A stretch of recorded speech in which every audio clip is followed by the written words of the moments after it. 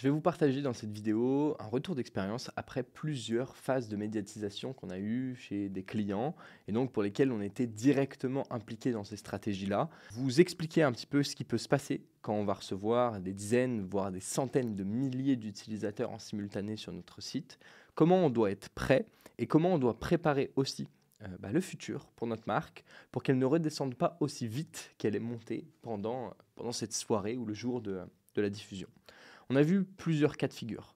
On a été sur des passages qui veulent être mon associé, on a été sur des passages de quotidien, TF1 aussi, avec des clients que vous retrouverez sur la page d'accueil de thedeployer.fr, vous les reconnaîtrez sûrement. Et on a été dans les coulisses de ces préparations, parce que généralement on est au courant plusieurs mois avant sauf exception, on est au courant plusieurs mois avant que la diffusion se fasse. Et évidemment, il y a des exceptions dans lesquelles on est au courant même quelques jours avant que la diffusion se fasse. Il faut tout préparer le plus rapidement possible. Et Dieu sait qu'il y a pas mal de choses à anticiper. La toute première, c'est la plateforme. Plateforme, ok. On a vu trop de sites, et moi j'étais pas derrière, mais on a vu trop de sites plantés parce que les serveurs ne sont pas prêts à recevoir autant d'utilisateurs en simultané. Et ça, pour moi, vous le savez, si vous me connaissez depuis longtemps, Shopify, vous vous posez pas de questions en fait. Shopify, vous n'avez pas la main sur les serveurs, c'est leur serveur à eux. Ils ont déjà encaissé des centaines de milliers, voire des millions de sessions en simultané sur un site et ça tient le coup plus que jamais. Donc si ça déconne sur Shopify, c'est parce que vous avez touché à des trucs qu'il ne fallait pas toucher. Mais globalement, c'est eux qui contrôlent le serveur. Vous avez la main que sur la partie visuelle du site, pas sur toutes les requêtes et la manière dont fonctionne toute la partie back-end du système. Et tant mieux, parce que nous, personnes plus techniques qui lançons des A/B tests sur les sites ou qui touchons à la technique du site, au moins on n'a accès qu'à la partie de devant, la partie frontale que voit l'utilisateur. On n'a pas accès à toutes les requêtes avec la partie base de données et évidemment ce qu'on appelle le back-end. Okay. En gros, ce que fait Shopify, c'est qu'elle a un modèle de page produit et pour aller chercher les informations qui sont liées au produit, elle va échanger avec cette base de données. Et plus il y a de personnes, plus il y a d'échanges qui doivent être faits avec une base de données parce qu'il faut montrer les composantes et les variables de la fiche produit à tous ces utilisateurs-là séparément avec des requêtes qui leur sont propres. Mais si on a des millions d'utilisateurs, on a des millions de requêtes et on a des milliards de variables à aller chercher parce que ça crée naturellement des multiples et ça, c'est à faire à chaque fois qu'un utilisateur clique ou fait une action sur le site. Vous imaginez un petit peu l'ampleur que ça peut prendre. Et si vous avez une plateforme ou un CMS qui n'est pas capable d'absorber ça, ça peut vite être compliqué. Donc pour le coup, foncez sur Shopify. Si ce n'est pas le cas, ne vous posez même pas la question. Si vous êtes au courant que vous allez avoir une phase de médiatisation qui peut changer l'avenir de votre boîte, préparez-le en étant capable d'accueillir ce trafic-là. Alors ensuite, il y a plein de choses dont on va parler. La seconde, c'est l'acquisition. Alors vous allez me dire, pourquoi on parle d'acquisition si ma médiatisation et mon passage à la télé est de l'acquisition à proprement parler? Vous avez besoin d'acquisition parce que vous avez envie de perdre le moins de personnes possible et il faut que ces personnes-là arrivent sur votre site, voire même, on va le parler, c'est comment on exploite, exploiter ce trafic une fois qu'il est sur le site. Quand il n'est pas sur le site, le seul travail que vous avez à faire en acquisition, c'est de préparer et de mettre un grand focus à vos campagnes de branding. Évidemment, vous allez pouvoir récupérer les rushs de votre passage à la télévision et l'utiliser plus tard sur des créatives Facebook, Instagram pour aller driver automatiquement de l'autorité en plus d'éduquer votre consommateur à votre produit. C'est ce qu'on fait tous en fait. C'est ce qu'ont fait les marques comme Hydratis, Inga qui sont passées sur Qui veut être mon associé. On utilise les rushs qui sont passés sur M6 et donc ça nous fait une super créative qui attire l'attention, qui drive de l'autorité parce qu'il y a cette médiatisation où on affilie la boîte à M6 ou à un média auquel tout le monde se réfère. Et en plus de ça, on explique ce que fait le produit et donc on éduque notre utilisateur et on le convainc que c'est la meilleure solution pour résoudre le problème que la boîte résout et qui leur est propre. Mais ce que vous devez faire pendant le tournage, et on va vraiment parler de la phase de médiatisation dans un premier temps, on pourra parler de l'avenir un petit peu après, c'est de se concentrer sur des campagnes de branding parce que vous avez envie que votre site ressorte sur n'importe quelle chose que votre utilisateur va taper. Alors évidemment, il va taper le nom de la marque, ok ? Donc nom marque, vous devez être présent et vous devez avoir une campagne de branding sur le nom de la marque qui tourne. Et si ce n'est pas le cas, vous faites-le tout de suite en fait. Faites-le tout de suite, vous allez sur Google Ads, hop. C'est le premier type de campagne que vous devez lancer sur Google Ads. Il doit être actif même si vous n'avez pas une phase de médiatisation qui est prévue.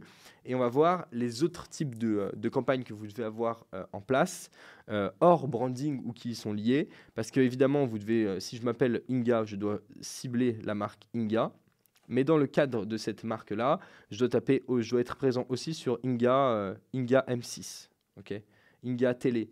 Et puis, je dois être aussi présent sur tous les mots-clés qui vont composer notre produit, qui vont composer en fait la promesse que j'ai au global pour que les personnes nous retrouvent. Parce que par exemple, ils n'ont pas entendu le nom de la marque lors de la diffusion et ils vont taper éponge télé. Okay, ils vont taper éponge lavable. Ils vont taper éponge M6, etc., etc. Vous avez envie que ce soit votre site qui ressort sur ces requêtes-là, particulièrement évidemment le soir ou le jour de la diffusion. Préparez vos campagnes de branding et intégrez à l'intérieur une offre spécifique. Ce qui est cool sur vos campagnes de branding, c'est que vous pouvez choisir l'affichage de votre site sur les réseaux de recherche. Donc généralement, en fait, il lit votre meta title et meta description. Okay. On verra le lien ici, etc., etc. Ce qui est cool sur Google Ads, sur votre campagne de branding, c'est que vous allez choisir en fait ce qui va s'afficher dans le résultat de la recherche. Alors, il va y avoir le petit badge sponsored, qui est de moins en moins visible en fait avec le temps. Mais vous allez pouvoir dire, par exemple, Inga, bam, éponge lavable, ou vous venez de nous voir sur M6. Un truc en rapport avec l'émission et ce qui vient de se passer. Au moins, l'utilisateur est sûr et certain que c'est ici. Une description qui est adaptée à tout ça et ou une offre aussi qui est liée à ce passage-là. Okay, donc ça va être la manière d'attirer un max de recherche et de ne rien laisser au hasard en fait. Vous ne pouvez pas vous contenter de vos positions organiques, même sur le nom de votre marque, pour dire toutes les personnes qui vont avoir un intérêt pour ma marque ou juste de la curiosité et qui vont avoir envie de tomber sur mon site vont me trouver. C'est pas possible. Vous devez prévoir tous les cas possibles pour qu'il y ait un maximum d'entre eux qui tombent sur votre boutique. Ensuite, il va falloir exploiter ce trafic sur la boutique. Alors, je ne parle pas d'acheminement du produit, mais on va y venir. Il va falloir que vous ayez une offre spéciale qui soit claire, qui soit simple, qui soit plus simple que jamais, que n'importe quelle personne qui ne réfléchit pas une seconde puisse comprendre, parce que c'est votre moment. Et même si on est là pour jouer sur du long terme, créer une marque qui tient dans le temps, se servir de cette phase de médiatisation pour qu'il n'y ait aucun retour en arrière et ne pas retomber aussi vite que ce qui va se passer le jour de la médiatisation, vous êtes dans une situation où vous devez en tirer un maximum de choses et donc du profit. Et pour tirer du profit, il faut que les choses soient claires. Il faut que le tunnel il soit simple, il faut que la marche à suivre elle soit définie et c'est encore plus vrai que jamais. D'habitude, c'est des règles en CRO, mais pour le cas de Inga par exemple, qui vend aussi des cotons, ou d'autres types de produits comme des essuie-tout ou autres, on n'a pas envie d'en parler en fait. On parle d'éponges lors de l'émission, c'est le truc qu'on met en avant. Certes, on parle des produits qui sont derrière. On veut les reculer dans le tunnel de vente pour qu'il n'y ait qu'une seule offre.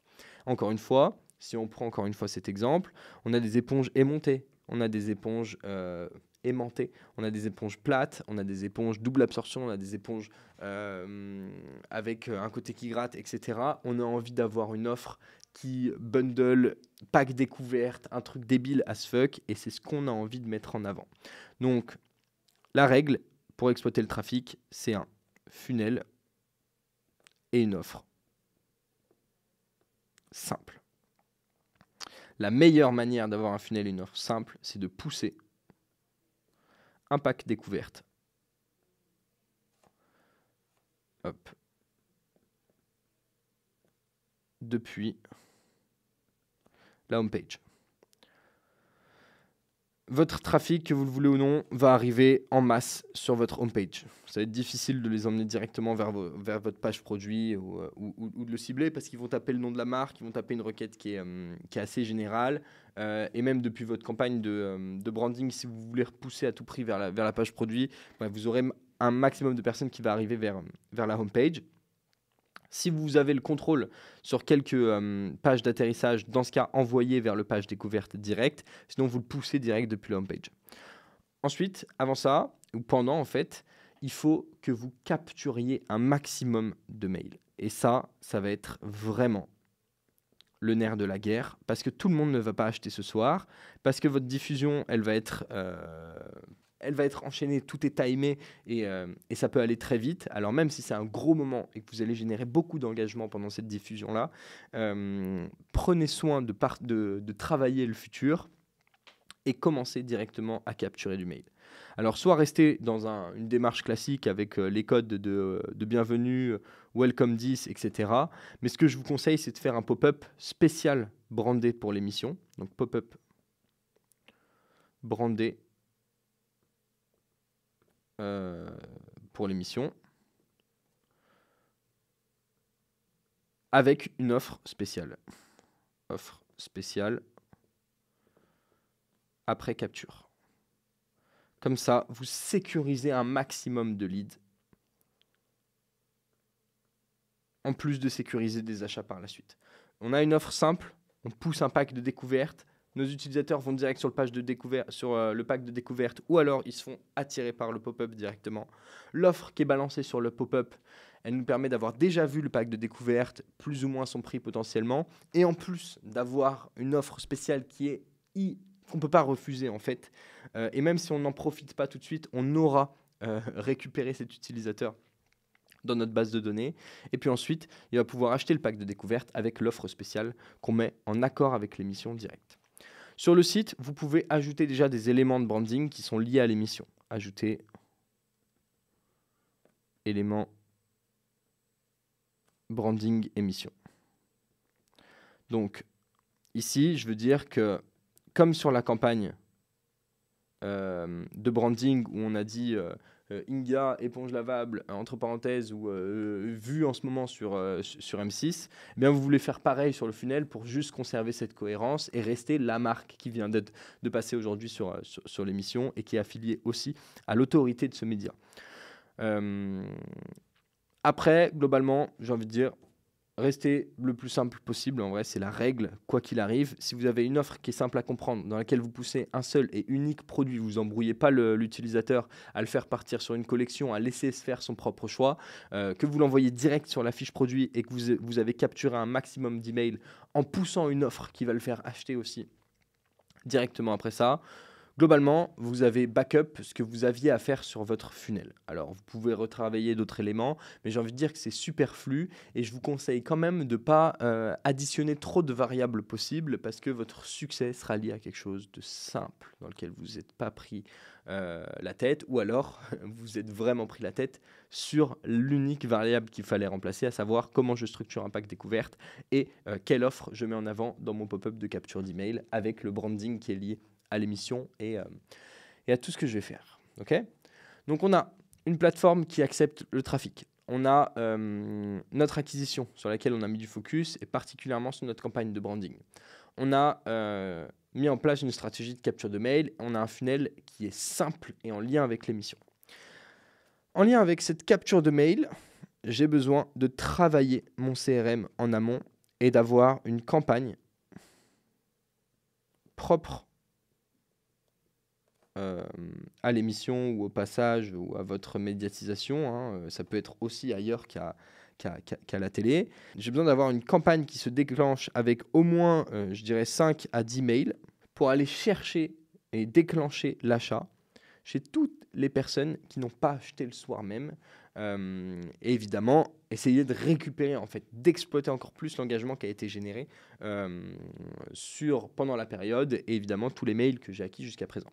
Alors après, cette poche d'email, c'est une poche que vous pourrez percer à n'importe quel moment avec les offres que vous referez au Black Friday par exemple ou dans les périodes de solde. Mais vous avez envie de rester sur la vague qui a été générée et l'engagement et la passion pour votre marque qui a été générée le jour de l'émission et préparer votre CRM, c'est indispensable. On fait rentrer un maximum de personnes à l'intérieur et ensuite on a des emails qui sont capables de les accueillir, d'ajouter des éléments d'éducation qu'on n'a pas forcément pu caler pendant l'émission pour aller convaincre les personnes qui étaient les plus réticentes à l'achat. Si on reste sur le moment même, et évidemment ça c'est quelques mois, voire jours, voire semaines en fait avant la mise en place et la sortie et votre diffusion en fait au global, la logistique. Ok. Si vous avez une logistique qui est internalisée, il y a de grandes chances que vous vous retrouviez dans la sauce ou que vous ayez besoin de bras pour expédier tout ce qui va se passer et tout ce que je vous souhaite qui va se passer après et pendant cette diffusion-là. Si vous avez une logistique qui est externalisée chez un prestataire, un logisticien qui est branché à votre shop, prévenez-le. Expliquez-lui que ça va bouger. Si vous avez des boutiques physiques ou revendeurs, dites-leur que ça va bouger. Dites-leur qu'il y a des personnes qui, dès le lendemain de l'émission, vont se balader dans ces boutiques physiques pour trouver votre produit. Donc, demandez-leur de mettre en avant votre produit. Ça va bénéficier à eux aussi, mettre en avant votre produit. On en parle avec Flotte dans cette vidéo. Donc, Flotte qui est passé aussi sur Qui veut être mon associé. Avant qu'on travaille avec eux, mais bon, c'est pareil, ils nous partagent son retour d'expérience. Et oui, c'est quelque chose qui était dans la checklist. On prévient tous les revendeurs, ils en avaient 200 ou 300 avant de passer sur Qui veut être mon associé. Et en fait, on va aller booster du trafic chez eux. On va permettre à nos utilisateurs les plus réticents de toucher le produit avant de l'acheter. Et on va générer en fait, de l'activité chez ces boutiques physiques qui vont inscrire un pas de plus dans la collaboration qu'on a ancrée avec elles. Donc, ça paraît évident, en fait, il faut que vous soyez capable d'acheminer votre produit en masse. Il faut que vous ayez la ressource pour le faire. Donc, soit vous vous staffez si la logistique est internalisée, soit vous prévenez votre logisticien et vous allez lui dire que ça va bouger.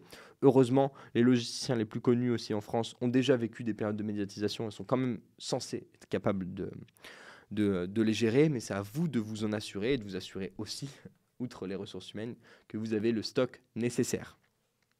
Parlons-en. Si vous n'avez pas le stock nécessaire, alors vous allez essayer de prévoir en fait combien de commandes va être fait, vous allez questionner d'autres personnes qui ont subi des phases de médiatisation et vous allez essayer de vous rapprocher du nombre d'unités que vous allez être capable d'assumer. Mais bon, il y a toujours une question de roulement de trésorerie qui va arriver sur cette partie-là. Et il y a une question juste d'anticipation où il peut se passer quelque chose que vous n'avez pas prévu.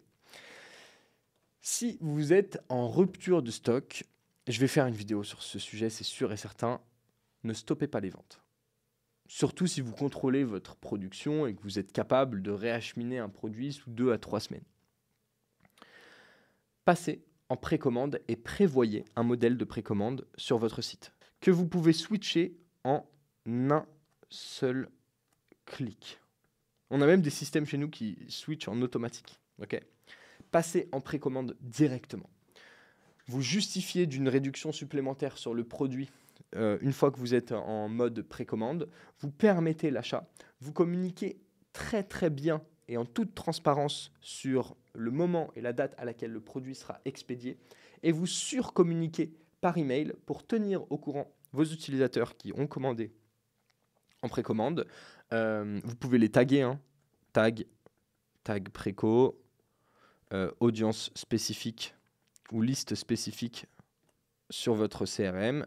Et vous pouvez les tenir au courant et leur dire à chaque fois qu'il y a une update dans le stock. On a commencé la production, on en est ici, on en est là, etc. Vous allez faire rentrer les personnes qui ont précommandé à l'intérieur de votre process de création. Vous allez créer un lien qui est vraiment fort avec elles. On a des clients qui ont créé des précommandes, qui n'avaient pas de stock, qui ont été victimes de leur succès, qui sont passés en période de précommande alors qu'ils voulaient arrêter de vendre. Ils sont passés en période de précommande parce qu'on leur a dit de le faire. Ils n'étaient pas capables d'acheminer le produit en moins de 2 mois et demi. On est resté 2 mois et demi en période de précommande, donc il y a des personnes qui ont attendu plus de 2 mois et demi pour recevoir leur produit et pour lesquels on a eu une infime partie de retours négatifs. Pourquoi? Parce qu'on a bien communiqué. Les personnes qui ne pouvaient pas attendre ou qui avaient mal lu, en fait, parce qu'ils sont allés sur le checkout trop rapidement, on les a simplement remboursés. Et en fait, on a des personnes qui sont juste rentrées dans le process et qui ont fait confiance à la marque et qui voulaient juste aussi procéder à cet achat pour faire partie de la communauté et du groupe au global. Donc les personnes sont prêtes à attendre à la seule et unique condition que vous communiquiez en toute transparence et que vous les teniez au courant. Au fur et à mesure, vous le verrez, vous n'aurez pas d'avis négatif, vous n'aurez pas de dispute ou de litige sur vos différentes prestataires de paiement parce qu'ils sont au courant et vous savez ce qui se passe. Et pour les marques les plus avancées, appelez vos clients, vous leur expliquez en fait. Et s'il y a un changement drastique où vous avez annoncé le 10 juin et qu'en fait vous n'allez pas pouvoir livrer avant le 20, eh bien vous les appelez encore une fois. Ça coûte cher en ressources humaines, mais ça coûtera jamais moins cher que de se prendre une tannée de reviews négatives, sachant que vous avez quand même des personnes qui vous aident à financer votre BFR, voire même générer du profit. Je crois que c'est tout. Mais j'espère que c'est déjà pas mal. Je crois que c'est tout. Si vous avez des questions, vous me le dites.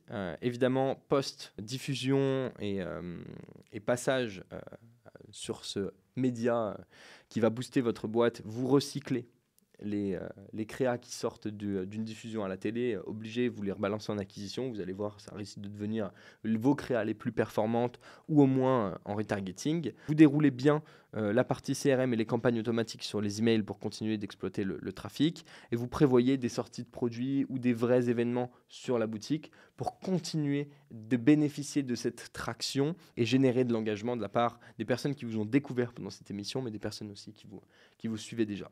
Si vous vendez de l'abonnement ou si vous avez déjà des produits en place pour la LTV, donc pour générer plus de profit d'un utilisateur qui vous a déjà fait confiance sur un premier achat, vous êtes techniquement très bien parti pour très bien vous en sortir du coup post-médiatisation parce que vous savez générer de la récurrence et tirer plus de profit d'un utilisateur qui vous a déjà fait confiance. Si vous avez la moindre question, je vous laisse la poser directement dans l'encart des commentaires en dessous de cette vidéo ou réserver un appel avec notre agence pour discuter de l'optimisation de votre boutique e-commerce et des stratégies qu'on a pu mettre en place avec certaines lors de leur phase de médiatisation ou évidemment ce qu'on fait au quotidien, à savoir lancer des A/B tests et avoir des expérimentations en cours, en continu, sur chaque boutique e-commerce pour trouver la vérité qui leur est propre et évidemment augmenter le profit de manière méthodique. J'espère que cette vidéo vous a plu et je vous dis à bientôt dans une prochaine.